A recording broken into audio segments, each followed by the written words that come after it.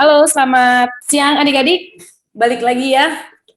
Kita bahas soal lagi nih hari ini. Gimana dengan tasnya tuh tadi? Post testnya bisa jawab berapa? Halo. Halo Kak, Iya, tadi bisa berapa? Tadi bisa jawabnya. 10 atau 11 gitu Kak kalau nggak salah. Iya, ada yang tadi dibahas nggak ya? Ada ya? Ada Kak. Ada ya, tapi ada yang belum ya? Tasnya tuh? Ya, Ya, oke. Terus yang Hadi Wambek bisa jawab berapa? Kakak belum dapat. Ketemu berapa tadi jawabannya? Belum bisa. Taskia tuh iya Kak. tadi bisa nggak yang ada persen-persennya tadi? Lumayan bisa Kak. Lumayan bisa. Oke, lanjut saja ya. Kita bahaslah materi hari ini masih di evolusi. Terus kita bahas soal postesnya. Oke, yang pertama. Kenapa begini? Ini jawabannya apa? Nomor 1. Kenapa dia kegeser? Ini apa? Kalau ditanya adanya rendaman jerami, yaitu mikroorganisme yang teramati dengan mikroskop buatan Anthony. Emang dia penemu ya, penemu mikroskop. Nah, dia bilang katanya ditafsirkan sebagai gejala apa? Berarti ini merupakan teori apa ya si Anthony van Leeuwenhoek ini? Adalah di asal-usul kehidupan merupakan teori abiogenesis. Benar tidak? Suara kakak jelas di sana. Halo. Masih ya? Teori abiogenesis itu apa?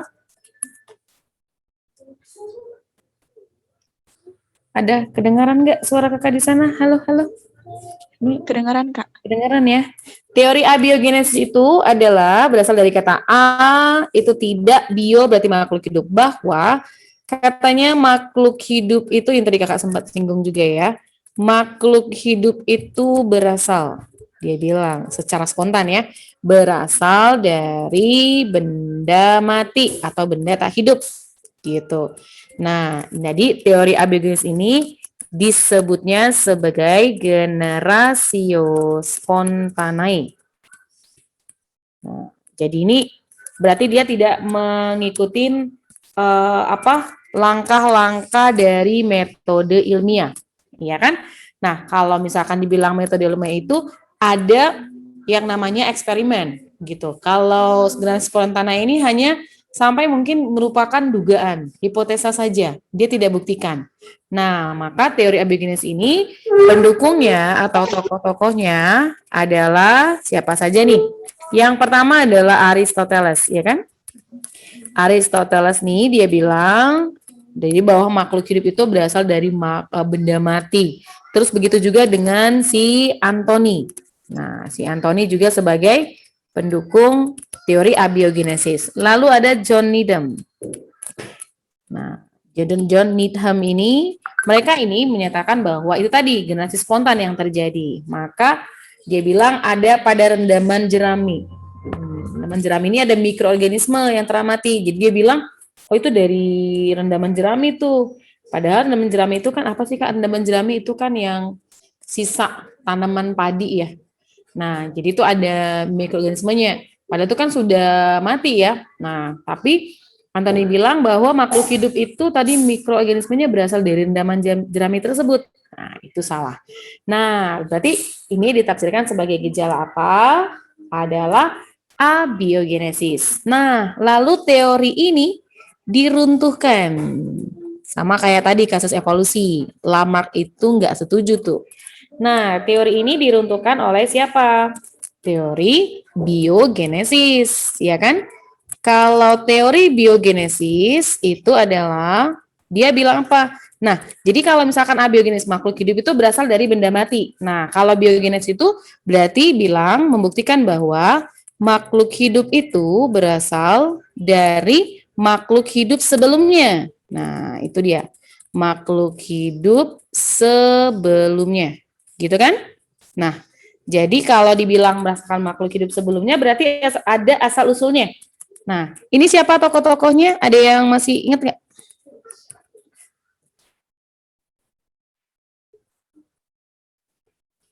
Apa saja tokohnya? Tokohnya siapa?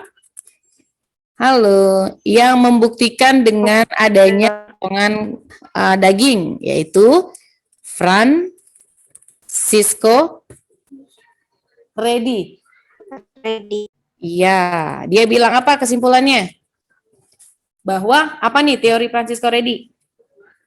Jadi dia buat sepotong daging ya. Dia melakukan 2 eksperimen ini, daging yang ada di sini dia rebus dulu dagingnya. Terus yang satu dia tutup. Terus ada yang satu lagi dia pakai kain kasa ya. Terus yang dibiarkan terbuka, nah ada 3 ya, 3 perlakuannya. Nah ini yang disebut dengan variabel. Variabel bebas ya, variabel bebas itu adalah perlakuan yang dibuat berbeda. Nah ini benar-benar tertutup rapat. Berarti kalau tertutup rapat itu tidak ada kontak udara. Kalau yang kasa kan masih ada. Nah, lalu kesimpulannya apa? Didapatkan banyak ulat di mana? Adik-adik. Yang tidak tertutup. Iya, yang di sini aja ulatnya. Di sini ada nggak? Ada ya, sedikit. Nggak sebanyak yang terbuka. Karena apa? Di sini kan ada ditanggepin sama siapa nih misalkan? Lalat ya. Ini gampang terkontaminasi oleh hewan apapun masuknya lalat sehingga dia bertelur dan bahwa katanya ulat yang ada di daging tersebut adalah merupakan embrio ataupun dari si lalat tersebut. Itu kata Redi. Lalu percobaan siapa lagi yang pakai tabung biasa, labu begini. Labu biasa ya. Halo, siapa yang pakai labu biasa? Terus Palani. Ya, terus dia panaskan dulu.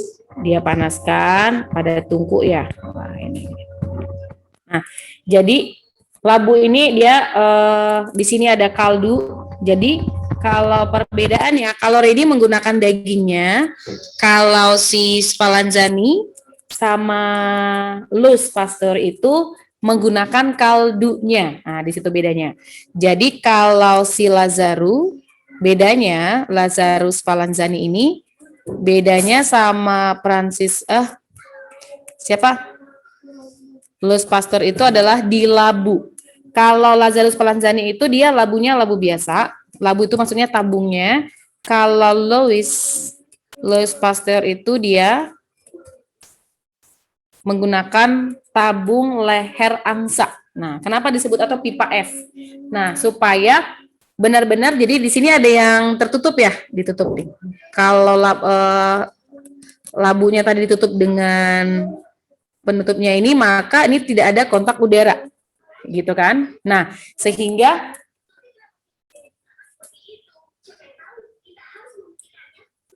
ada teori yang menunjukkan bahwa makhluk hidup itu berasal dari makhluk hidup sebelumnya. Itu kata teori Louis Pasteur. Maka muncullah istilahnya ada omne vivum ex ovo, ya kan? Terus ada omne ovum ex vivo, gitu ya, bahwa makhluk hidup berasal dari telur berasal dari makhluk hidup, sama itu kasusnya sekarang mana yang duluan, ayam apa telur apa ayam, gitu ya. Nah, terus ada makhluk hidup berasal dari makhluk hidup sebelumnya, berarti ada omne vivum ex vivo, gitu kan. Nah, ini yang menentang atau meruntuhkan teori si abiogenesis. Itu biogenesis nih, ya kan? Nah, lalu ada yang si teori neo. Itu tadi kakak bilang, ini ada dibuktikan nih. Maka muncul ada neo abiogenesis. dia mau buktikan, dia mau pakai metode ilmiah. Nah, kalau tadi kan generasi spontan, tidak melalui langkah ilmiah nih. Nah, dibuktikan sama siapa? Sama si Harold Urey, ya.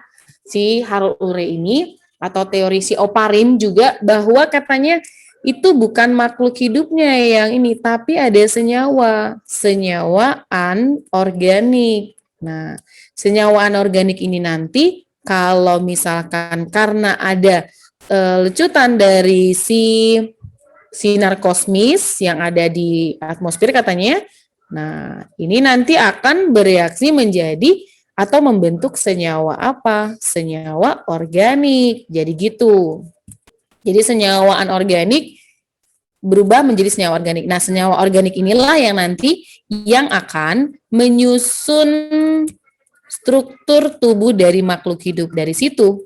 Nah, jadi bukan langsung makhluk hidup, langsung benda mati ini makhluk hidupnya datang dari sini. Nah, itu memang salah, tapi ada senyawanya, senyawa anorganik. Nah, kalau ngomongin biosintesis, pernah dengar istilah biosintesis?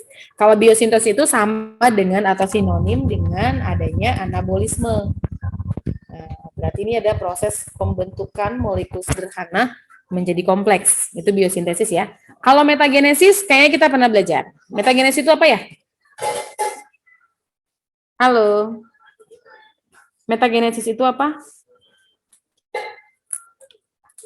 Masih ada di sana enggak ya? Aduh, pada kemana ini? Sepi sekali. Metagenesis apa? Halo. Sebentar. Kok kakak nggak muncul ya?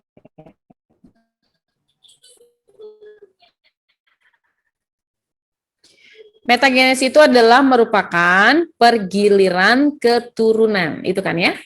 Kalau kita pernah bahas, pergiliran keturunan itu terjadi pada tanaman, yaitu tanaman paku, terus ada lumut yang disebut dengan metagenesis itu adalah daur hidup. Nah, itu ya antibiosis. Ada yang masih ingat nggak antibiosis? Apa ini antibiosis? Adalah suatu organisme yang menghasilkan apa di sini? Zat penghambat. Nah, jadi ini dia adanya suatu tumbuhan yang menghasilkan zat penghambat yang nantinya dapat mempengaruhi pertumbuhan yang ada di sekitarnya. Ya, jadi antibiosis. Atau bisa juga anabiosis gitu ya. Nah, kalau pada mikroorganisme namanya antibiotik. Nah, gitu. Nah, maka jawaban untuk nomor 1 ini adalah teori si abiogenesis. Ada yang mau bertanya untuk soal nomor 1? Kakak bisa lanjut? Kak, kalau yang antibiosis dia itu bersifat negatif atau positif bagi yang menghambatnya? Nah, dia bersifat apa? Kalau pernah dengar istilah ada teori apa nih? Yang komensalisme. Kebalikannya kan ada tuh. Kalau komensalisme apa? Ini kan ada interaksi ya, interaksi individu dalam atau populasi. Jadi kalau komensalisme itu adalah interaksi yang bagaimana? Komensalisme. Interaksi antara populasi yang satu untung, Yang satu nggak rugi. itu tidak berpengaruh, ya kan? Nah, lalu yang ini amen. Nah, ini masuk sini dia. Amensalisme. Di mana di sini ada interaksi antar populasi di mana satu rugi dan satu dirugikan dan satu tidak berpengaruh. Iya. Berarti ada dampak negatif buat ininya di sekitarnya. Tapi untuk dia sendiri ada pengaruhnya nggak? Tidak kan? Nah, beda kalau ada yang berpengaruh yaitu sama apa? Misalkan saling kayak ada simbiosis apa? Parasitisme, satu untung, satu rugi, kayak gitu kan? Nah, jadi ini ingat aja amensalisme itu adalah satu pihak ataupun individunya dirugikan dalam satu populasi itu, ini bersifat negatif dan satu pihak individunya itu tidak berpengaruh. Itu dia. Oke, ada lagi yang mau bertanya? Bisa? Bisa, Kak. Siapa yang nanya? Kak. Saya. Oke. Kalau ya. Ada yang mau bertanya? Tidak ada. Lanjut kalau begitu. Kalau ini pada jawab apa ya? Kakak mau tanya dulu Lira nih, kakak belum sapa. Halo Lira, mau Lira. Kakak panggil Lira aja ya. Iya, Kak. Halo. Iya, kamu jawab apa tadi nih nomor 2? Aku tadi Jawab apa ya? Apa tadi? kalau nggak salah A deh, Kak. Kalau nggak salah A. Coba nih. Hibrid yang dihasilkan fertil. Nah, kira-kira kata fertil itu apa ya? Fertil itu Kembang biak. iya, subur maksudnya. Kalau steril Mandul. non subur atau mandul. Oke. Kalau letal gimana? Hidup. Tak hidup atau mati. Artinya letal gimana sih kondisinya? Letal itu kadang-kadang mati di mana? Pada saat fase apa? Fase embrio. Sama sekali nggak lahir kan? Benar nggak? Nggak terbentuk kan? Itu kan kalau letal? Betul? Ya. Nah, coba lihat perkawinan antara kuda dengan keledai. Kira-kira satu spesies nggak? Kuda dengan keledai. Kasih gambar nih. Nah, ini ada kuda nih. Iya. Terus ada keledai. Keledai atau kedelai ya, salah lagi. Keledai. Terus nanti hasil keturunannya ada. Ini apa ya? Kuda apa ya namanya? Bagal. Bagal, iya. Kira-kira ini steril atau fertil? Bagal ini. Steril. Steril, iya. Berarti kesimpulannya dia berbeda spesies. Oke. Nah, tapi kok bisa, Kak? Nah, berarti nanti kan ada yang namanya isolasi. Jadi nanti ada proses spesiasi nantinya. Spesiasi itu kan ada isolasi reproduksi. Ini nanti bisa terjadi isolasi itu ada 2. Isolasi yang terjadi sebelum perkawinan. Jadi sama sekali nggak bisa melakukan perkawinan karena ada perbedaan. Tapi kalau ini dia maksudnya ke isolasi setelah perkawinan. Maksudnya setelah perkawinan dia bisa melakukan perkawinan, tapi ketika melalui ada fase perkembangan embrionya ini tidak berhasil. Nah, artinya gennya nggak cocok. Nah, itu maksudnya yang berbeda spesies. Makanya kayak tadi syarat dikatakan satu spesies. Kakak udah kasih tadi kan 3 poin. Apa tadi itu? Syarat tadi dikatakan satu spesies. Ini berarti berbeda spesies ini. Apa tadi syaratnya? Yang pertama, kalau satu spesies itu populasi yang dikatakan dalam satu spesies bisa melakukan perkawinan apa? Perkawinan silang. Betul? Apa tadi namanya? Interhibridisasi. Ya. Terus hasilnya ada anaknya. Oke. Masuk kemari ya, seakan-akan dia masih satu spesies. Interhibridisasi boleh, terus ada anaknya. Tapi syarat yang ketiga, anaknya bagaimana? Harus fertil. Iya, itu baru satu spesies. Nah, di sini ternyata dia steril. Berarti yang mana jawabannya? Adik-adik? Jawabannya itu adalah jawabannya adalah Depok. Setuju nggak? Nah, terus Kak kalau ngomongin ini apa sih? Nah, inilah yang salah satu contoh proses dari spesiasi. Ya, ngomongin spesiasi ini kayak gimana? Nah, spesiasi ini kalau Kakak munculkan, Kakak ceritakan dulu, tadi belum sempat ya. Kakak share dulu yang spesiasinya.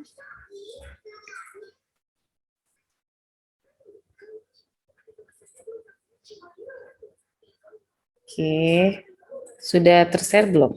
Belum ya. Nah, di sini ada beberapa contoh tadi kan belum kelar ya kakak yang ngomongin spesiasi. Nah, apa itu spesiasi? Itu tadi. Berarti masuk kemana spesiasi ini? Ke arah perubahannya tadi kemana? Skala besar atau skala kecil? Spesiasi. Skala besar. Besar, ya. Karena apa? Pembentukan spesies baru. Nah, Jadi spesiasi itu bisa dikatakan ini mengarahnya terbentuknya atau pembentukan ya adanya spesies baru. Nah, membuat satu spesies itu nanti menjadi ada variasinya. Nah, ada syarat terjadinya spesiasi. Ada 3 nih, syarat terjadinya spesiasi. Yang pertama, syarat terjadinya spesiasi itu adalah adanya perubahan lingkungan. Itu syarat yang pertama. Ya, yang pertama adanya perubahan lingkungan. Maksudnya perubahan lingkungan gimana? Ya tadi, ada yang satu pindah, kan gitu kan? Jadi lingkungannya nggak sama, gitu. Terus yang kedua, adanya relung. Relung itu, jadi relung itu kan adalah suatu niche ya namanya ya, niche. Nah, niche itu yang kosong. Maksudnya gimana? Ketika populasinya tadi pindah, berarti kan dia hari nyari habitat yang baru tuh. Nah, berarti akan bisa terjadi spesiasi. Nah, terus yang ketiga, karena atau adanya keanekaragaman. Adanya keanekaragaman suatu kelompok dari organisme.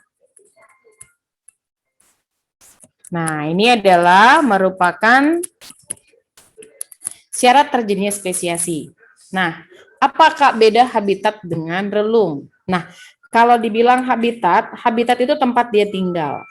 Terus kalau dibilang relung, nah ketika dia berada di tempat atau habitatnya, peranannya sebagai apa? Itulah yang disebut sebagai niche, ya kan? Ataupun relung. Dia peranannya sebagai apa? Maksudnya, apakah dia benar-benar bisa bertahan di habitatnya? Maka nanti ada istilah, ada 2 jenis relung, ada relung dasar sama relung apa ya? Ada yang ingat nggak satu lagi? Relung, ayo.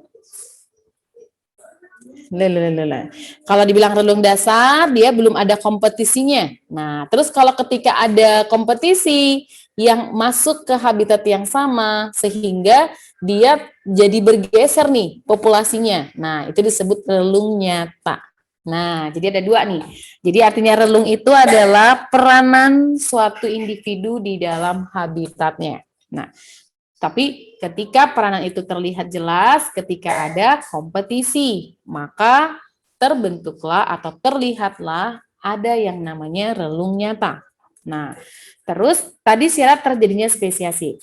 Lalu bagaimana proses spesiasi ini terjadi? Nah, jadi biar tahu gambarannya, proses spesiasi ini terjadi ini ada 2. Spesiasi ya. Kak, kita ngomongin apa nih? Ini. Kenapa bisa terjadi spesies baru? Yang pertama karena dia terisolasi dari lingkungan atau isolasi geografi. Nah, itu dulu yang pertama, proses spesiasi terjadi. Terus yang kedua itu karena ada isolasi reproduksi. Nah, isolasi reproduksi. Nah, lalu apa yang menyebabkan proses spesiasi ini? Karena ada 2 faktor. Faktor intrinsik. Intrinsik itu berarti, kakak buat di sini lagi. Ada 2 faktornya. Faktor penyebab terjadinya proses spesiasi itu ada faktor dari dalam, disebutnya intrinsik. Kalau intrinsik itu berarti faktor dari dalam. Nah, jadi bahwa adanya perubahan gen dari generasi ke generasi berikutnya. Nah, biasanya ini kayak tadi itu ya, karena ada kebiasaan atau sifat yang berbeda. Kenapa? Nah, berarti kenapa bisa gennya berbeda? Karena tadi itu, karena ada perubahan ini, lingkungan. Terus berarti kalau intrinsiknya adalah perubahan gen. Terus kalau ekstrinsiknya, nah, berarti dari lingkungannya. Ekstrinsik. Berarti di sini adanya cross spesiasi terjadi karena perubahan dari lingkungan. Makanya salah satu syarat terjadinya spesiasi itu ya ini, karena ada perubahan lingkungan. Nah, terus kita lihat tadi, ada yang namanya isolasi geografi. Nah, isolasi geografi ini nanti akan memunculkan yang disebut nantinya ada spesiasi simpantri. Nah, ya, spesiasi simpatri. Nah, terus ada yang spesiasi non simpatri. Waduh, apa nih Kak? Nah, non simpatri itu terbagi lagi. Artinya non simpatri itu adalah spesies yang terdapat dalam suatu area geografinya yang berbeda. Nah, di sini ada terbagi lagi yang non simpatrinya. Ada alopatrik, terus ada parapatrik dan peripatrik. Sama peri. Nah, jadi ada alo, ada para, ada peri. Nah, gimana nih? Coba kita lihat. Yang pertama. Nah, kok ada ya? Tadi adanya awalnya ikan ini tadinya masih satu tempat nih. Ikan di sini ya. Nah, namun karena ada perubahan, ya contohnya ini karena dipisahkan oleh suatu keadaan lingkungan atau yang disebut hambatan. Hambatan itu juga disebut sebagai barrier, gitu ya. Nah, jadi itu karena dia ada hambatan ataupun barrier, sehingga terbentuklah spesies alopatrik. Nah, jadi spesies ini judulnya adalah proses terjadinya spesiasi alopatrik. Nah, spesies alopatrik ini apa? Jadi individu-individu satu spesies itu atau dalam satu populasinya dia terpisah.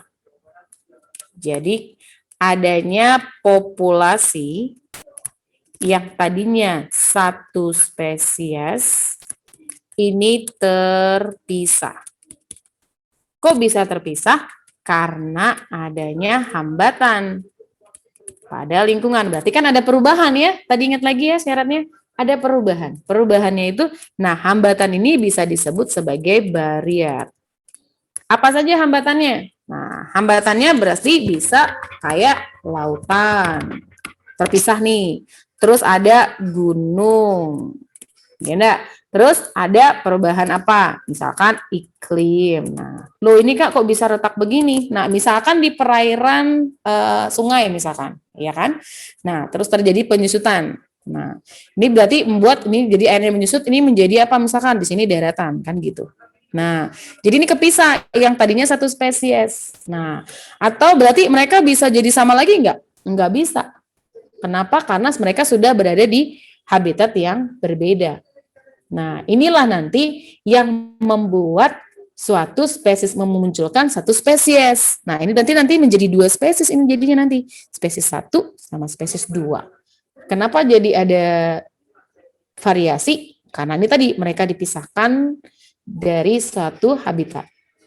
Gitu ya. Terus itu kalau nih, nah ini tadi satu spesies, terus karena ada apa? Muncul misalkan kok bisa ada batuan. Nah, yang namanya pergerakan bumi ya kan, tiba-tiba ada kayak muncul pulau atau muncul batuan. Nah, ini membuat mereka menjadi bagaimana? Terpisah. Iya, terpisah ya mereka nggak bakalan ketemu lagi nih. Nah, ini tadi yang disebut sebagai apa? Spesies jenis alopatrik. Gitu. Nah, ini lagi. Nah, jadi tadi ada gambarannya ya. Yang tadi, yang alopatrik dengan simpatrik tadi. Berarti alopatrik itu sama dengan non simpatrik dong, Kak? Iya. Jadi awalnya di sini ya. Ini lebih simpelnya supaya bisa kebaca. Ini tadi ada populasi awal. Kontak-kontak. Nih, jadi ini awalnya ada populasi awal. Ini contohnya tumbuhan. Nah, misalkan kayak pohon cemara nih ya. Nah, jadi karena ada suatu perubahan lingkungan, ini menjadi kepisah. Berarti ke sini. Nah, ini berarti akan membentuk spesies apa? Alopatrik kan? Nah, alopatrik. Karena mereka tadi kepisah karena ada misalkan gunung gitu kan. Nah, otomatis ini jadi nggak sama. Jadi ada spesies A sama spesies B. Gitu. Terus satu saat mereka ini misalkan tadi ini ada satu perubahan lagi. Atau gunungnya tiba-tiba udah meletus gitu. berada dalam satu habitat yang sama lagi, tapi dalam jangka waktu yang lama. Ingat evolusi ya, berarti ada perubahan. Nah, sehingga terjadi, ini masih terjadi nggak proses yang namanya interhibridisasi? Nah, tidak lagi. Maka disebutlah ini yang disebut proses apa? Simpatri. Nah, jadi simpatri itu ketika mereka populasi tadi yang awalnya masih bisa melakukan interhibridisasi, karena dipisah satu hambatan atau barrier, ketika mereka disatukan lagi dalam satu habitat yang sama, ini nggak bisa lagi. Kok bisa? Nah, itulah tadi yang disebut dengan isolasi reproduksi. Nah, gara-gara diawali dari isolasi apa? Geografi. Nah, artinya isolasi reproduksi itu kayak gimana?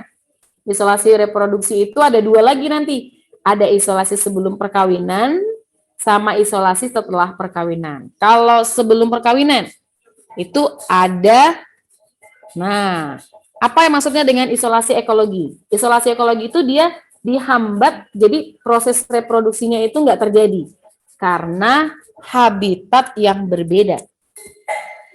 Nah, padahal mereka sama-sama nih satu katak nih ya, habitatnya berbeda. Maksudnya gimana Kak? Yang sama-sama di air. Nah, mungkin di sini ada dia di bagian dia di air yang tergenang. Nah, terus ini mungkin dia di bagian daratan yang nggak ketemu. Nah, berarti tidak ada terjadi reproduksi. Nah, ini berarti menjadi apa? Ya jadi dua spesies, jadi berbeda. Nah, itu ya. Jadi yang kita bahas di sini adalah munculnya spesies baru karena pertama tadi dibedakan, dipisahkan karena geografis. Karena geografis tadi itu berlangsung secara lama, berlangsung dalam jangka waktu yang lama, membuat perubahan. Nah, gitu ya. Terus mereka ketika ditemukan lagi dalam habitat yang sama, ini udah beda, udah nggak mau lagi. Nah, gitu. Terus ada yang namanya isolasi temporal. Apa maksudnya isolasi temporal? Nah, isolasi temporal ini adalah masa matangnya, masa pematangan daripada si gamet, pematangan gamet. Atau sama dengan isolasi musim ya. Temporal ini isolasi musim. Isolasi musim. Yang tadinya mereka sama, misalkan Rana Aurora ini, jadi masa pematangan gametnya itu di bulan Januari. Berarti di situ masa kawinnya. Sementara Rana Boyle ini dia masa pematangannya di bulan Maret. Nah, ya nggak ketemu dong. Gitu. Berarti tidak akan ada terjadi apa?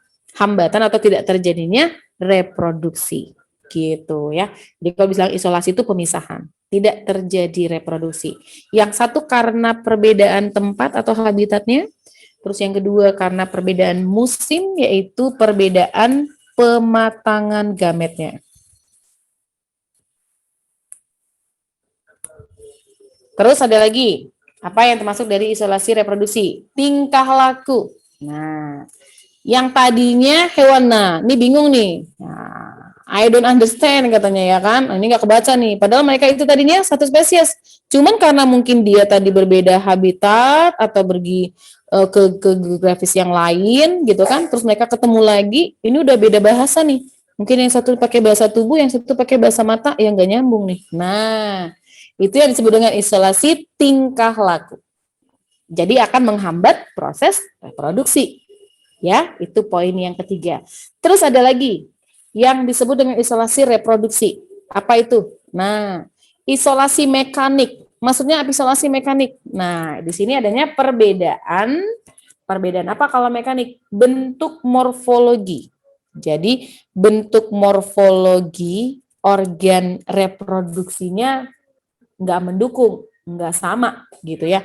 Jadi bentuk morfologi itu kan bentuk luar ya, daripada organ reproduksinya atau organ kelaminnya. Nah, sehingga ya nggak bakalan terjadi. Nah, yang di sini udah senyum, di sini udah bete, nggak jadi. Nah, gitu ya. Terjadi perbedaan mekanik, jadi bentuknya. Lalu ada lagi isolasi gamet. Maksudnya apa isolasi gamet? Isolasi gamet itu di mana si sel gamet jantan tidak mempunyai viabilitas dalam membuahi si sel telur. Nah, contohnya pada landak laut ya pada Echinodermata. Jadi purple sea ini, si bagian Space urchin ini, ketika dia mau bereproduksi membuahi di sini, ya si sel gamet, sel spermanya nggak bisa, tidak punya daya membuahi si ovum. Nah, ini adalah beberapa contoh atau proses diisolasi reproduksi. Ada ekologi, ada temporal, ada tingkah laku, dan mekanik juga isolasi gamet. Gitu ya. Terus kita lihat di sini. Nah, tadi isolasi reproduksinya. Nah, ini tadi ya penghalang setelah zigot. Berarti ada dua nih, ada sebelum zigot sama ada setelah. Berarti kalau setelah zigot berarti terjadi post ya. Berarti terjadi perkawinan sebenarnya. Di sini terjadi perkawinan. Cuman setelah terjadi perkawinan ada masalah nih ketika pembentukan apa? Embrionya. Nah, coba dilihat di sini ya. Jadi kalau di gambarnya isolasi, oh ini gambar kakak, ini kebalik kayaknya. Kebalik ya. Jadi harusnya ini yang sebelum. Betul ya, ini sebelum. Kenapa? Jadi belum terbentuk zigot, ini setelah. Berarti syaratnya ini kalau yang di atas enggak terjadi berarti tidak terjadi perkawinan. Kakak tinggal tambahkan aja. Berarti ini sini tidak. Kenapa tidak terjadi perkawinan? Satu, ini tadi perbedaan habitat. Enggak jadi nih. Gagal. Terus tidak jadi perbentuk zigot karena perbedaan temporal. Apa tadi? Perbedaan musim. Ya kan? Yang satu gametnya matang di bulan berapa, yang satu juga beda, tidak terjadi fertilisasi, nggak terjadi perkawinan. Terus tingkah laku nih, behavior nih, nah ini juga tidak terjadi perkawinan. Nah terus ini juga mekanikal. Nah jadi tidak terjadi perkawinan ya, karena apa penghalangnya itu? Ya ini tadi, penghalangnya adalah habitat, musim, tingkah laku, dan juga mekanik atau bentuk organ reproduksinya. Nah, lalu ada juga sebagai penghalang juga nih, penghalang setelah terbentuknya zigot. Berarti di sini terjadi perkawinan. Nah, sebetulnya di sini ada kalau gamet, isolasi gamet itu masih ini nggak terjadi ya, nggak terjadi. Tapi ketika di sini dia ada fertilisasi. Nah, setelah fertilisasi berarti kan embrio ya. Nah, berarti kira-kira pada saat pembentukan embrionya, nah di sini reduce hybrid viability, berarti kemampuan dari persilangan ini tidak berlangsung. Maka ini tidak mungkin apa? Ketika gen-gennya mau berpasangan ini nggak cocok. Nah, terus ini juga tidak menghasilkan keturunan yang bagaimana? Nah, yang subur. Ya. Terus sehingga ada yang namanya hybrid breakdown. Maksudnya hybrid breakdown ini arti dari hybrid breakdown ini dia kerusakan pada embrionya. Nah, berarti ini yang disebut dengan isolasi, tetap ada perkawinan tapi ada kegagalan pada saat embrionya. Nah, itu disebut terjadinya spesiasi. Nah, gitu ya. Kita lihat lagi ke soal, atau ada yang mau bertanya? Paham untuk spesiasi, adik-adik?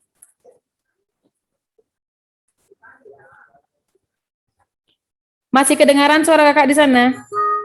Paham, Kak. Ya, paham, Kak. Ya, oke. Kalau begitu kakak lanjut ini share screen yang soal lagi tadi. Tadi mengenai spesiasi ya. Nah, sehingga tadi ini masuk. Berarti sebenarnya ini isolasi apa sebenarnya? Iya kan? Soalnya kalau isolasi reproduksi kan dia bagaimana tadi? Berarti isolasi reproduksi secara apa ini? Sebelum perkawinan atau sesudah perkawinan nih isolasinya? Terjadinya setelah perkawinan. Karena apa? Tetap ada terbentuk tapi hasilnya steril. Nah, gitu ya. Nah, lalu kita masuk ke soal yang berikutnya. Merupakan petunjuk adanya evolusi. Yang mana ini jawabnya? Kecuali, halo. Pada jawab apa nih? Petunjuk adanya evolusi. Apa aja tadi petunjuk evolusi? Coba. A, Kak. Pertama tadi fosil. Anatomi perbandingan yang bersifat analogi. Iya, bukan ya, kan kecuali. Berarti analogi kan tadi bukanlah petunjuk dari adanya evolusi ya. Kalau yang B benar nggak? Anatomi perbandingan yang bersifat homologi. Ya, gimana tadi itu maksudnya anatomi perbandingan? Kenapa disebut homologi? Berarti bahwa ada kesamaan di mana tadi ya? Struktur. Iya, berarti ada kesamaan di perkembangan. Apa tadi? Kesamaan di perkembangan embrionya. Gitu, ya, perkembangan embrio. Di mana perkembangan embrio itu tadi adalah fase apa tadi? Zygomolagaz. Sehingga, tapi mereka perbedaannya di mana? Beda di proses diferensiasi ataupun spesialisasi. Gitu kan bedanya? Nah, ini diambil dari kesamaan perkembangan embrio yang tadi punya garis keturunan atau kekerabatan yang dekat, khusus untuk vertebrata. Makanya maksudnya homologi, benar. Embrio perbandingan berbagai hewan. Nah, untuk apa tadi vertebrata? Adanya fosil. Nah, ini tadi. Ya, fosil. Apa tadi fosil yang lengkap? Urutannya masih ingat nggak? Apa tadi? Apa tadi urutannya? Fosil kuda. Dari mana dulu? Eohippus. Terus, habis Eohippus apa ya? Meso. Meso. Iya, Mesohippus. Habis itu? Mary. Ya, Meryhippus. Terus siapa lagi? Plio. Nah, Pliohippus sama kuda yang sekarang adalah Equus. Coba tadi yang kakinya yang sudah menyusut dan menghilang jadi satu. Itu dia mana? Spesies yang mana tuh? Fosil kuda yang mana? Mulainya. Kakinya itu jarinya udah tinggal menyusut jadi satu. Yang tadinya kan jarinya 4 ataupun 5 nih. Mulai dari siapa? Pliohippus. Ya. Terus Equus apa bedanya? Nah, kalau Pliohippus dia panjangnya. Nah, nanti Equus lebih panjang lagi ditemukannya fosilnya. Gitu. Terus tadi ini ya domestikasi dengan perkawinan silang yang akan membuat sifat adanya tadi yang sifat liar pada suatu individu itu menjadi jinak. Oke, ya. Berarti jawabannya adalah A. Ada yang mau bertanya? Kakak bisa lanjut. Lanjut, Kak. Lanjut. Kalau ini jawabannya apa? Tadi kita udah ngomongin isolasi nih yang mencegah terjadinya perkawinan. Apa saja tadi isolasi yang mencegah perkawinan? Mencegah, berarti nggak terjadi. Isolasi apa aja? Isolasi habitat. Berarti masuk nggak nomor 1? Coba Li, habitat nih. Bahwa ada salamander yang berkaki selaput di pohon dan tanpa selaput di permukaan tanah. Ini kan udah beda. Nah, berarti mencegah tidak terjadi perkawinan. Nomor 1 benar. Semangka tanpa biji tidak dapat menghasilkan keturunan. Nah, ini salah nih. Yang ada 2 salah. Nah, terus nomor 3, pohon ceri yang berat juga. Isolasi apa ya maksudnya nih? Kalau berbuah pada bulan yang berbeda, berarti pematangan gametnya. Berarti isolasi Termo. apa namanya? Pematangan gamet tadi. Isolasi temporal atau musim. Iya. 3 benar. Terus anjing betina bulldog tidak mungkin kawin dengan anjing jantan pudel. Iya. Perbedaan apa di sini? Ya. Bisa mekaniknya? Iya kan? Nah, kuda bagal steril karena terjadi pencampuran. Nah, kenapa 5-nya bukan? Karena ini kan tetap ada perkawinan. Benar nggak? Adik-adik. Iya kan? Isolasi ini setelah Perkawinan berarti terjadi sebenarnya kan? Makanya ini salah. Yang ditanyakan yang mencegah. Berarti nggak bakalan terjadi sama sekali perkawinannya. Ya, berarti yang ada 5 salah. Oke. Setuju jawabannya, B? Halo? Setuju, Kak. Ya, ini tadi ya ceritanya. Nah, tadi kan ada isolasi ekologi, temporal, tingkah laku, mekanik, dan gamet. Ini yang mencegah terjadinya perkawinan. Oke, kita lanjut. Ini pada jawab apa? Faktor yang paling menentukan terjadinya variasi. Tadi apa ya yang menentukan terjadinya variasi? Menurut Darwin. Menurut Darwin ya. Kira-kira mutasi itu kata Darwin nggak sih? Tidak. Halo? Bukan. Bukan ya. Teori Darwin itu dia bilang kenapa terjadi variasi? Karena apa? Ada ruang dan makanan. Karena tadi kayak burung finch. Karena dibedakan adanya perbedaan Geografi. Iya, perbedaan geografisnya. Nah, kalau ngomongin perbedaan geografis, berarti ada suhunya nggak? Beda nggak? Ya. Terus tanahnya beda nggak? Beda. Makanannya beda nggak? Beda lah. Iya. Berarti yang ada kata mutasi udah pasti salah ya. Ya kan? Berarti ini kuncinya nih. Sep. Yang mana lebih tepat? Yang 45. Iya. 3, 4, 5. Kalau rekombinasi, bisa nggak sih kata si Darwin? Tidak.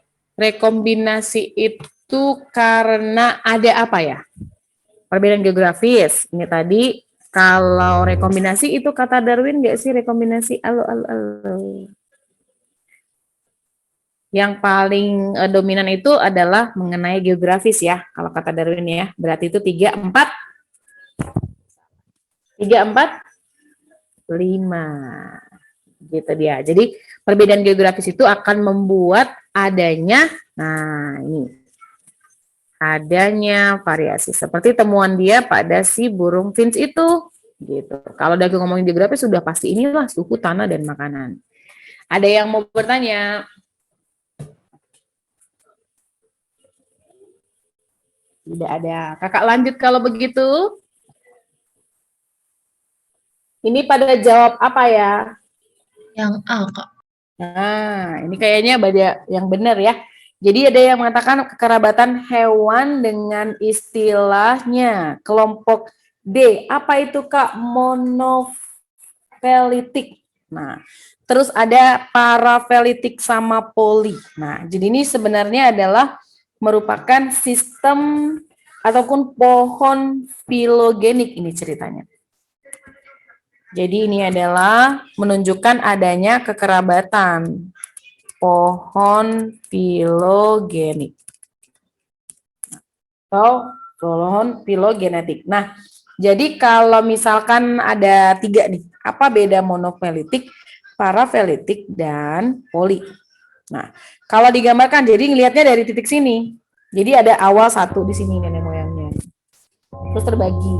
Muncul 1 nenek moyang lagi sama ini. Gitu kan, udah beda. Terus di sini juga. Nah, terus kalau yang 1 nenek moyang, kenapa disebut monofelitik? D sama E 1 nenek moyang. Ini nenek moyangnya C. Nah, terus kalau E sama G. Nah, E sama G ini kan beda. Nenek moyangnya C sama F kan, tapi masih 1 nenek moyang yang B. Nah, gimana bacanya? Nih, kalau dibilang monofelitik group, nah ini kan ada ya, contohnya ke manusia nih, bahwa masih dibilang 1 kerabat nih. Jadi kan ada hewan apa nih, jadi kalau misalkan dibilang ada ray, shark, whale, ini untuk mamalia ya. Jadi orang hutan, gorila, simpanse, sama human, ini manusia, ini disebut 1 nenek moyang, 1 garis keturunan. Nah, ini disebut dengan monofelitik. Nah, justru kalau dibilang monofelitik itu adalah klasifikasi yang lebih ideal. Ini monofelitik.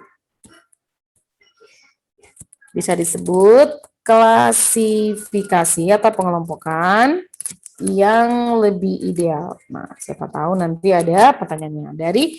Terus perbedaannya sama parafelitik.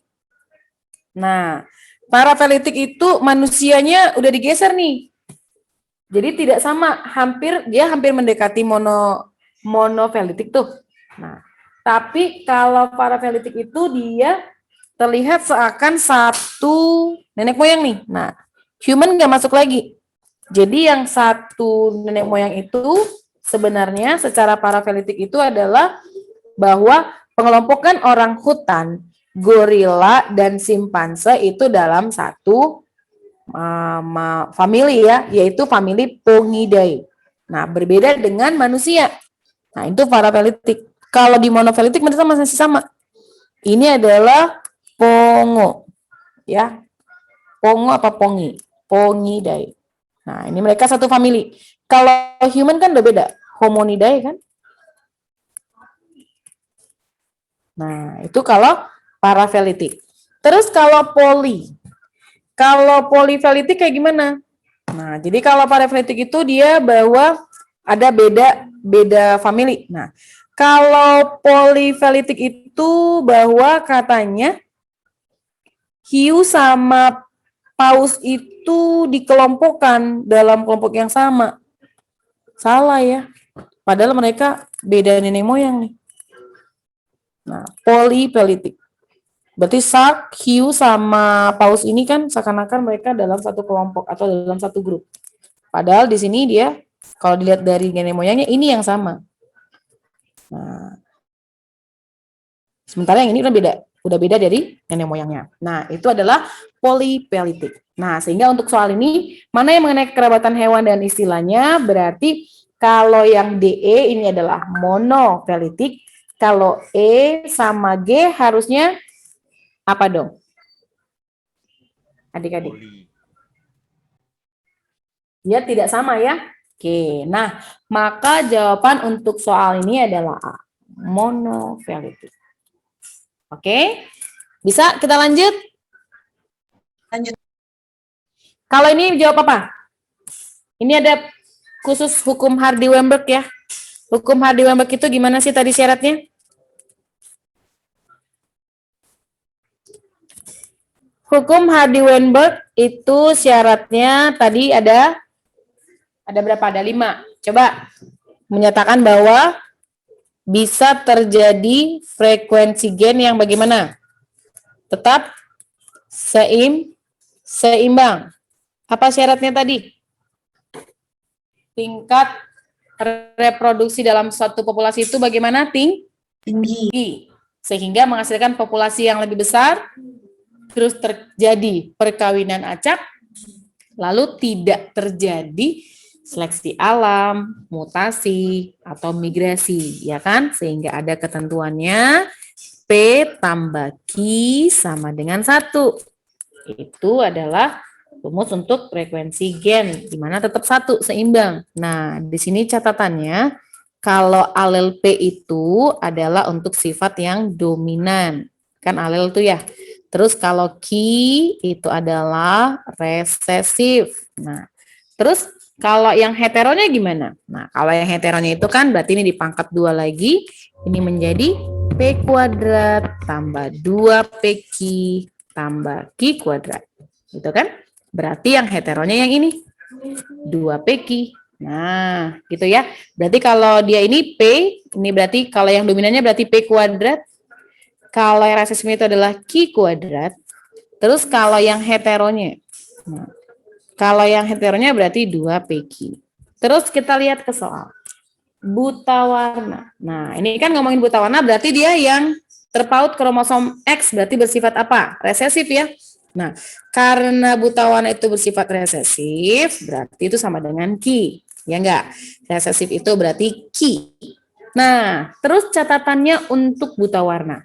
Kakak mau tanya dulu, genotip untuk buta warna pada laki-laki. Apa, yuk? Laki-laki.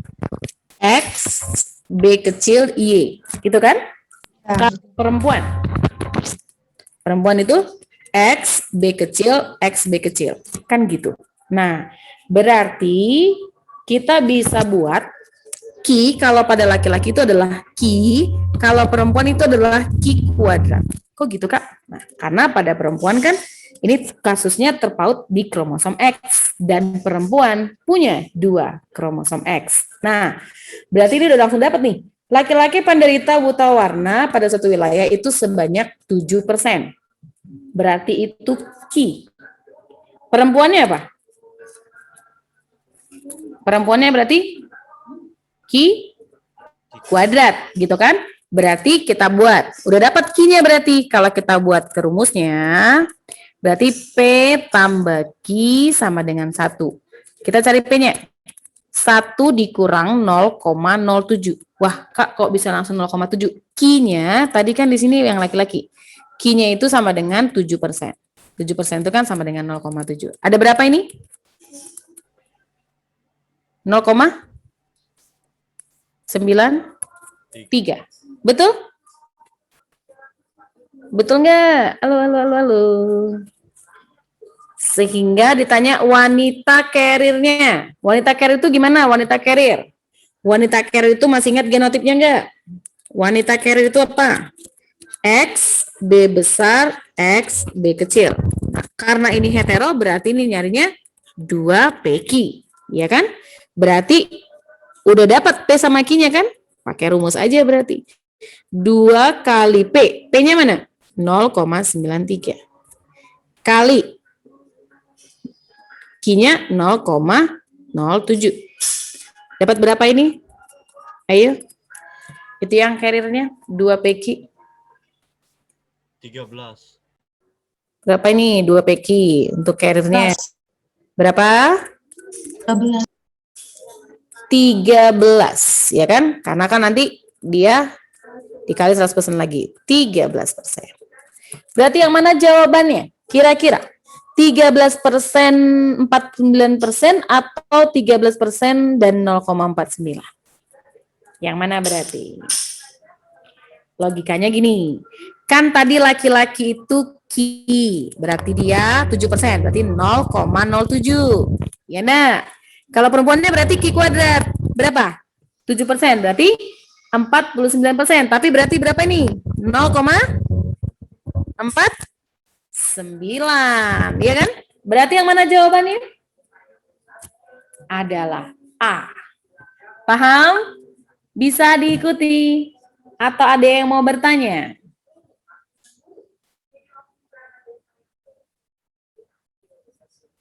Belum ada. Lanjut nggak nih?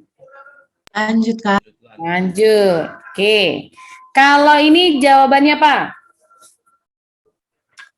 Stanley Miller. Nah, langsung kemana nih konsepnya? Kalau Stanley Miller, teori apa? Biogenesis atau abiogenesis? Lebih tepatnya, teori neo-abiogenesis. Ya kan? Si Stanley Miller lah yang membuktikan bahwa dia membuktikan teori siapa? Yang menyatakan teori itu sebenarnya adalah teori Harold Urey. Nah, dia membuktikan teori Harold Urey yang menyatakan organik ini bisa dibentuk menjadi senyawa organik gitu ya. Nah, pertanyaannya yang ditanya adalah membuktikan terbentuknya senyawa organik. Senyawa yang bukan penyusun atmosfer purba, berarti yang senyawa anorganiknya. Siapa aja sih yang 4 senyawa ini? Ada yang masih ingat nggak? Apa aja senyawanya? Ada CH3 atau CH4? Metana. Apa berarti? CH4. Amoniak. NH3. Jangan kebalik ya, soalnya ada pernah sengaja dibalik CH3 sama NH4. Salah ya. Yang benar itu adalah CH4 sama NH3.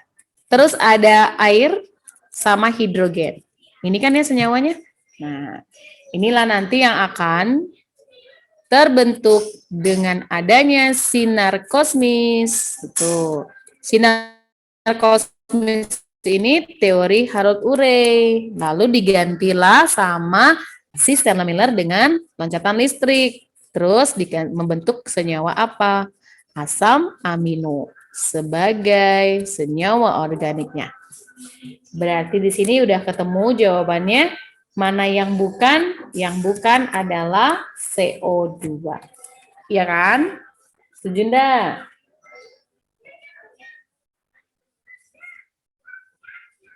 Kita lanjut. Ya. Kita lanjut. Nah, kali ini jawabannya apa?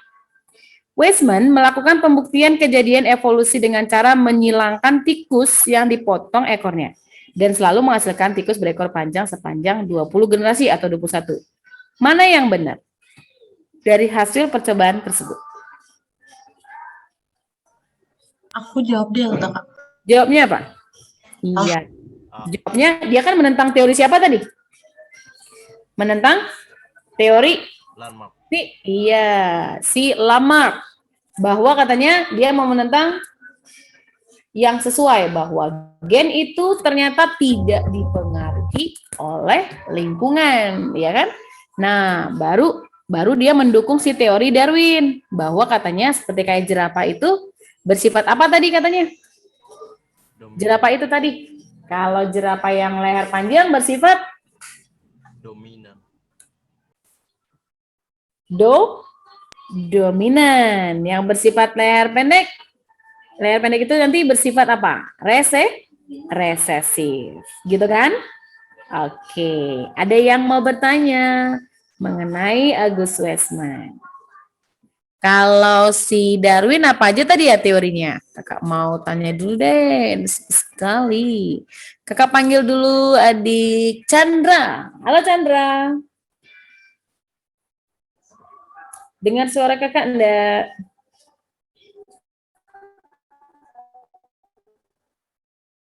Iya. Nah ya, Chandra. Kakak panggil Karisma deh.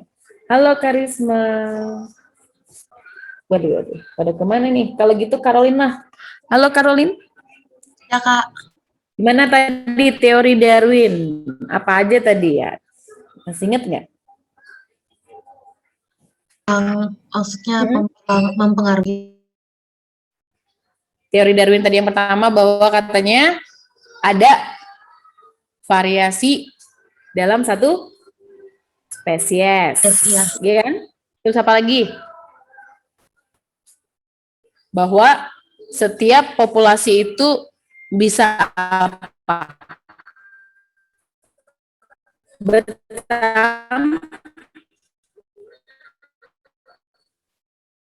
Bisa bertambah.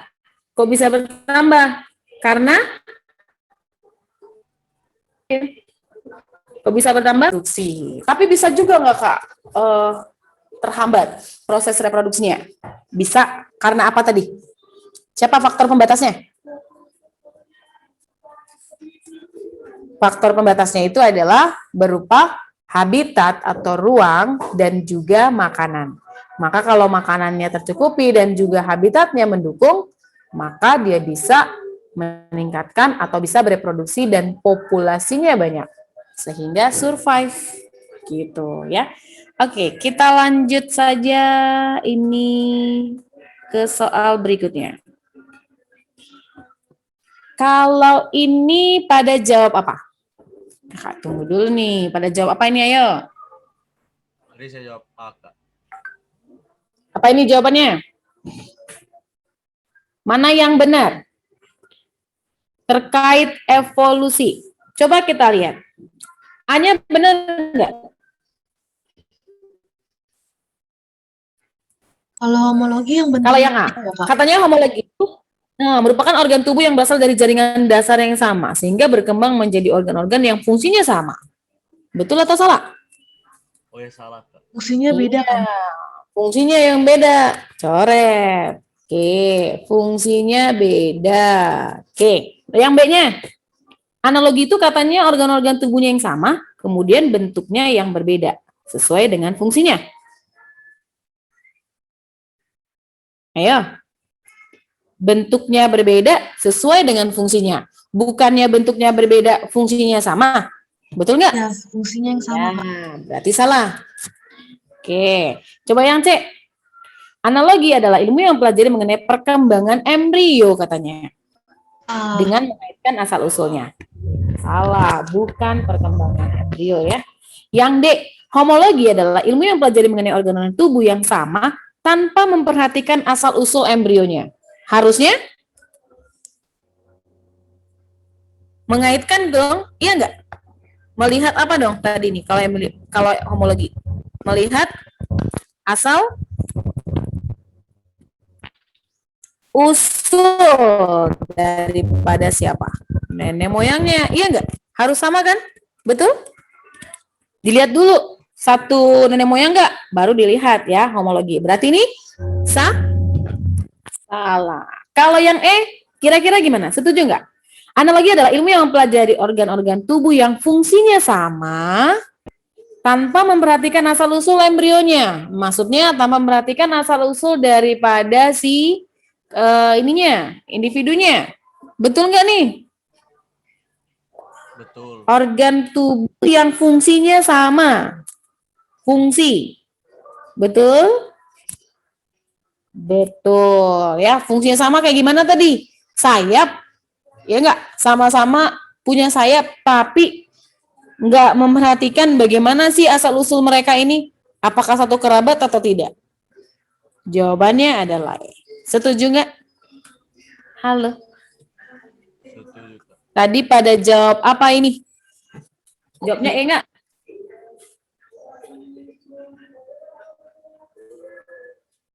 Pada jawab E tidak. Aku tadi jawab ya, Kak. Jawabnya E, iya. Oke, kita lanjut. Nah, kalau ini jawabannya Pak. Suatu populasi burung terpisah menjadi dua populasi. Setelah ribuan tahun, nah, burung tadi bersatu lagi. Ya kan? Yang pertama gimana sih tadi? Berarti ada satu populasi. Gitu kan tadi nangkepnya ya? Nah, jadi ada populasi burung di sini.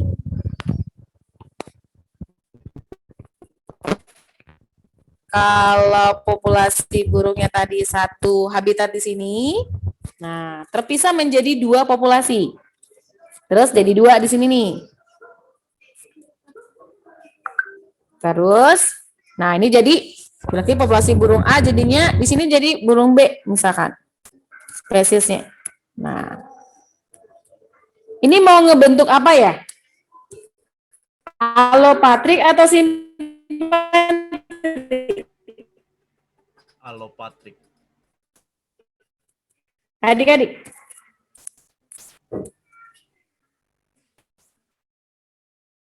Iya. Jadi dia ini akan mengarah ke terbentuknya alopatrik. Kenapa alopatrik? Nah, mereka terpisahnya gara-gara, ayo apa tadi? Barier. Oke. Hambatan atau barrier. Terus dan ini berlangsung dalam jangka waktu yang lama. Oke. Nah, berarti mengalami perubahan dong. Suatu saat ini spesiesnya ketemu nih dalam satu habitat lagi.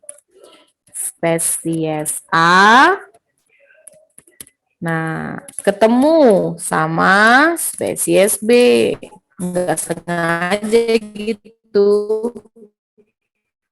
mau reunian, nah bersatu kembali tetapi gagal, gagal.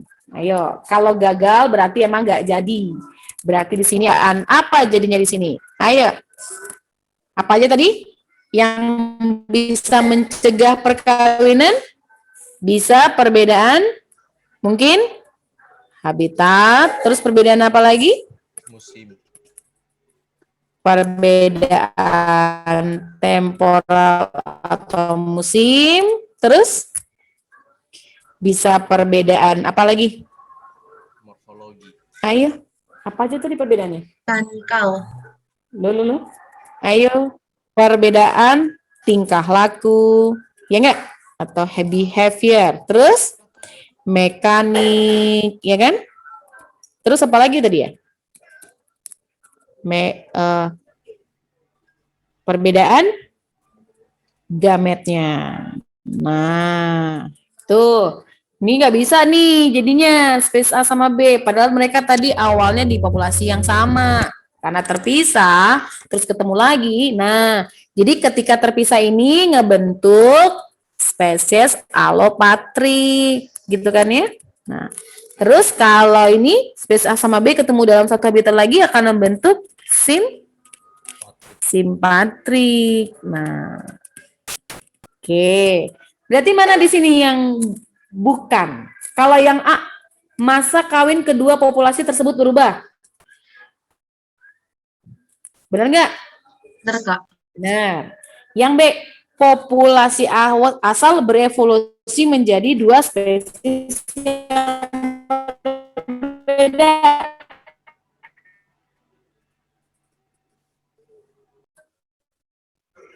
Benar?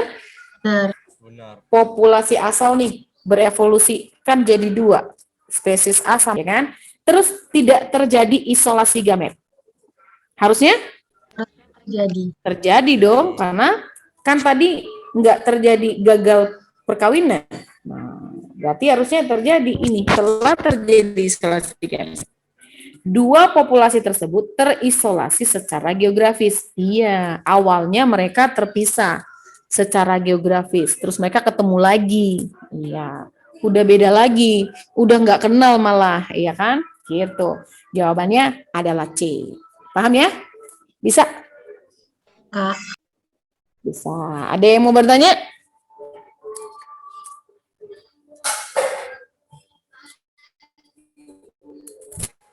Belum ada. Kakak lanjut kalau begitu. Nah, kalau ini masih ngomongin spesiasi. Apa berarti? Syarat terjadinya spesiasi. Ayo. Apa aja tadi syarat-syarat terjadinya spesiasi? Pertama, ada perubahan lingkungan. Ya enggak? Perubahan seperti apa? Itu tadi berubah misalkan jadi kayak ada hambatannya. Ya enggak? Hambatan. Terus benar berarti ya harusnya ada perubahan, bukan tidak ada. Keanekaragaman bukan? Betul juga, Kak. Iya. Iya, harusnya itu justru yang jawabannya adanya keanekaragaman kelompok. Iya, karena adanya keanekaragaman. Terus tadi satu lagi apa ya tadi syaratnya? Harus ada siapa? Iya, adanya relung. Relung untuk apa? Tadi habitat yang kosong dong. Soalnya apa? Soalnya kan tadi dia pastinya misalkan kalau ada habitat yang kosong ketika mereka terpisah, ya kan menjadi buat populasi yang berbeda. Berarti butuh habitat yang baru. Ya, gitu ya. Kalau yang lainnya bukanlah syarat karena tidak ada isolasi ekologi, reproduksi tadi udah tahu. Jadi spesiasi tadi kalau digambarkan lagi itu terjadi prosesnya spesiasi. Ini terdiri dari dua tadi kan? Ada isolasi geografi ya yang akan mengakibatkan ya perbedaan. Nah, atau akan membuat perbedaan baik habitatnya ataupun bentuknya secara morfologinya. Terus ada isolasi reproduksi. Jadi awalnya dari geografi dulu baru ke sini akan mengalami hambatan. Jadi pencegahan nih reproduksinya, gitu kan? Terus reproduksi tadi terbagi dua lagi. Ada yang disebut tadi pra-zigot, gitu kan tadi ya? Sama post-zigot. Itu tadi ya pembagiannya. Oke. Ada yang mau bertanya untuk soal ini? Halo? Ya, paham. Kita lanjut. Kalau yang ini, tadi kan udah disinggung Apa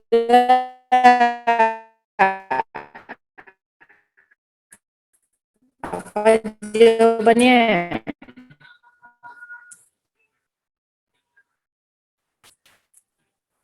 Dalam menyusun teori evolusi, Darwin mengemukakan alasan yang mendukung. Yang tidak katanya.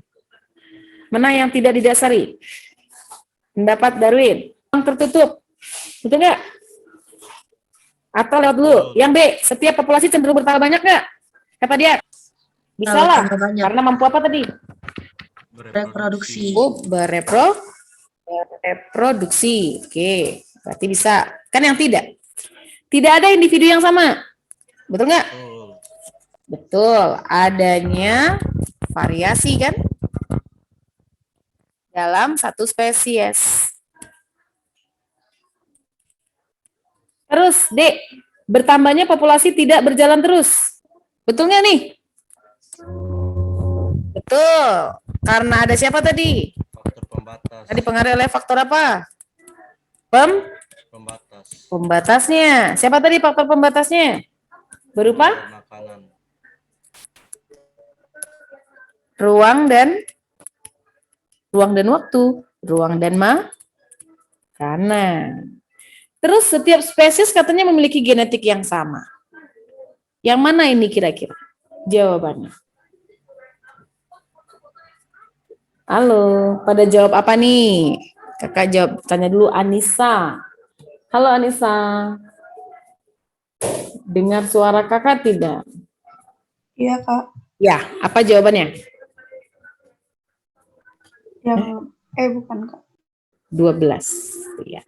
Jawabannya itu iya, adalah E. Setiap spesies memiliki genetik yang sama. Enggak dong.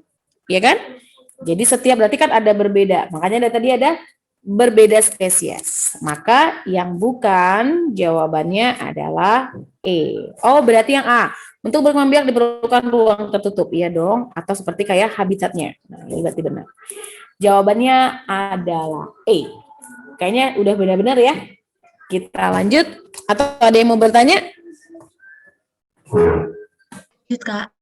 Lanjut. Terus, nah, kalau kayak gini jawabannya apa? Proses spesiasi terjadi dalam area geografi yang sama dari satu spesies yang kekerabatannya paling dekat. Disebut apa? Ada spesiasi nih. Jadi mereka tadi satu kerabat sebenarnya. Cuman, ini tadi balik lagi ya. Yang ini. Jadi mereka tadi kan satu spesies.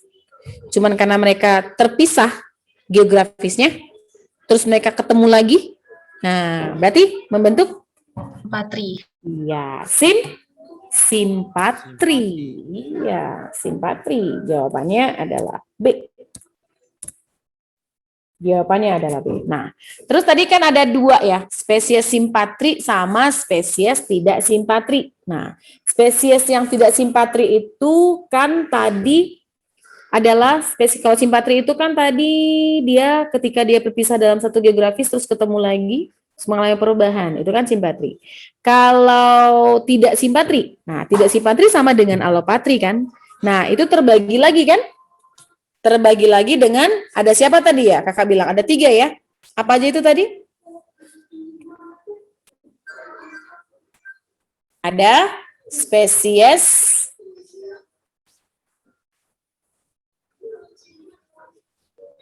masih jelas suara kakak di sana enggak? Ada parapatrik, ya enggak? Terus sama ada peripatrik. Ya, itu dia. Nah, jadi ada yang tidak termasuk atau yang termasuk pada spesies apa namanya tadi tuh? Tidak simpatrik ini tadi ada 3. Nah, yang tidak simpatrik ini ada 3, ada parapatrik,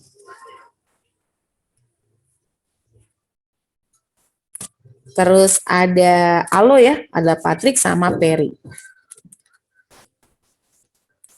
Jadi mereka ini terpisah karena misalkan suatu habitat yang bagaimana. Jadi kalau misalkan digambarkan di dalam suatu pola, pola kalau spesies Allopatrik.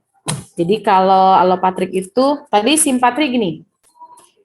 Kalau simpatrik, kakak gambarkan ada spesies 1. Nah, terus ketika masuk lagi, nah, udah ada spesies baru kan? Nah, ini berarti nggak ketemu. Ini adalah simpatrik. Terus kalau Allopatrik, nah, Allopatrik itu ada 1 spesies. Terus 1 spesies ini jadi kepisah 2. Kenapa? Karena di sini ada bariernya, gitu kan? Sehingga ini jadi 2 spesies. Gitu kan? Nah, terus kalau proses parapatrik,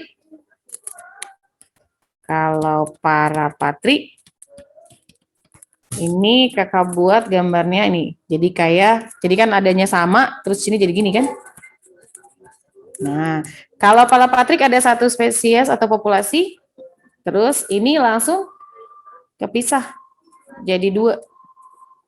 Karena ada barier, enggak. Jadi itu dia jadi langsung ada variasi gennya. Nah, ini berarti beda lagi. Nah, itu kalau parapatrik. Terus kalau peripatrik ada yang masuk nih spesies yang barunya. Sehingga kalau peripatrik. Jadi ada 1 populasi awal, terus ini masuklah ada spesies barunya yang di sini. Nah, ini lebih kecil. Gitu. Nah, ini adalah proses yang namanya terbentuknya spesiasi atau tidak lagi 1 spesies. Nah, karena tadi pertama karena ada geografis, terus awalnya dia dipisahkan sama ataupun lingkungannya, sehingga memunculkan perbedaan. Perbedaan mulai dari morfologi, habitat, tingkah laku. Nah, gitu ya. Oke, kita lanjut. Kalau ini apa? Hardy-Weinberg merupakan keseimbangan alel dalam genotip dari generasi ke generasi selalu tetap. Nah, itu tadi. Hal tersebut berlaku kenapa? Apa syaratnya? Yang mana jawabannya? Yang A. B. Ya, perkawinan antar individu terjadi secara acak atau random ya. Itu nomor berapa kita ini? Nomor 14 atau 15 nih? Nomor 15. Ya, ini jawabannya. Terjadi peristiwa mutasi. Terjadi mutasi enggak syarat-syaratnya si Hardy-Weinberg? Salah. Terus yang C? Katanya viabilitas fertilitasi A besar, A kecil sama A kecil tidak sama. Harusnya sama ya. Populasi dalam komunitas jumlahnya tidak terlalu banyak. Harusnya banyak. Emigran sama besar dengan imigran. Harusnya enggak boleh. Tidak terjadi migrasi. Ya kan? Gitu. Siapa lagi tadi syaratnya selain tidak terjadi migrasi? Tidak terjadi apa? Supaya frekuensi gen itu tetap. Tidak terjadi selain mutasi seleksi alam. Iya. Oke. Itu untuk pembahasan soal hari ini. Ada yang mau bertanya? Kak, boleh mundur 1 soal, Kak? Mundur 1 soal. Ini. Oke. Makasih, Kak. Oke. Ada lagi adik-adik? Kak, Ya. tadi aku mau nanya yang aku masih kurang paham yang peripatrik gitu, Kak. Peripatrik. Nah, peripatrik itu kalau dibilang peri itu kan kayak perifer, dia tepi ya. Jadi kalau dibilang peripatrik itu adanya spesiasi yang pertama kali muncul dari spesies sebelumnya. Jadi kalau bisa dibilang populasinya jadi lebih sedikit. Itu kalau peripatrik.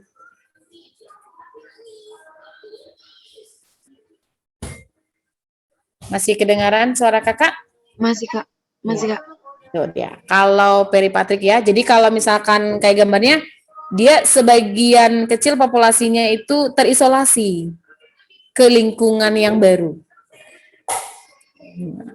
Jadi hilang, sama dong kayak kasus yang mana ya ini, spesiasi terbentuk ini, ternyata bisa kayak hilangnya variasi genetik. Berarti dampak apa ya ini kalau peripatric? Yang tadi yang bisa menghilangkan frekuensi gen itu yang mana ya? Aliran gen atau genetic flow, gen flow atau genetic drift? Yang drift. Yang menghilangkan frekuensi gen. Genetic drift gitu ya. Jadi intinya kalau si peripatric ini adalah mengarahnya ke populasi yang tadinya mengarah ke populasi yang baru. Jadi populasinya ini semakin menjadi lebih kecil dibanding populasi awalnya. Gitu. Jadi kalau misalkan gini, kalau tadinya kan dia di sini masih satu, apa tadi misalkan kalau yang tadi misalkan mereka spesies A sama satu spesies di sini.